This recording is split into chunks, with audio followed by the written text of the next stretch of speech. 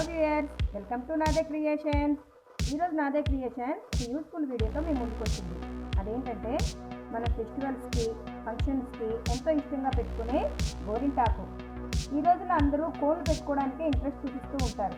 కానీ ఆ కోన్లో ఉండే కెమికల్స్ చాలామంది స్కిన్కి సూట్ అవ్వదు, ర్యాషెస్ అవి వస్తూ ఉంటాయి. అంతేకాకుండా ఆ కోన్లో వచ్చే గోరింటాకు వల్ల మనకి 4-5 డేస్ కంటే కలర్ బాగా ఉండదు. మరి ఆ ప్రాబ్లం లేకుండా ఎంతో హెల్దీగా చక్కగా ఈ గోరింటాకుని ఎలా మనం పేస్ట్ చేసుకుంటే ఎర్రగా పండుతుందో, ఎక్కువ రోజులు ఉంటుందో ఈరోజు వీడియోలో మనం చూసేద్దాం.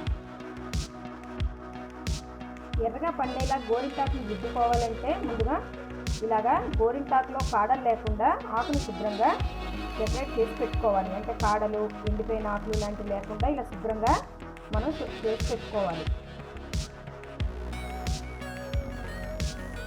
ఇలా ఒక మిక్సర్ జార్ తీసుకొని దాంట్లో మనం శుభ్రం చేసి పెట్టుకున్న ఈ గోరింటాకుని వేసేసి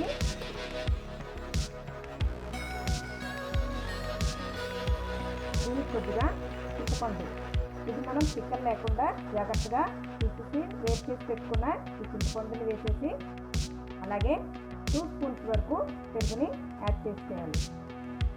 ఇలా యాడ్ చేసుకున్న ఈ దీన్ని ఎక్కువ నీళ్లు పోయకుండా మెత్తగా పేస్ట్ చేసుకోవాలి. మనకి ఇలాగా గోరింటాకు పేస్ట్ రెడీ అయిపోయింది.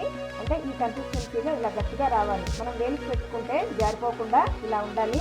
దీన్ని మనం వేరే బౌల్లోకి ట్రాన్స్ఫర్ చేసేసుకొని మనకు కావాల్సిన డిజైన్లో పెట్టుకొని 3 అవర్స్ పాటు డిజైన్ చెడిపోకుండా అలా ఉంచుకుంటే గోరింటాకు చక్కగా ఎర్రగా పండుతుంది.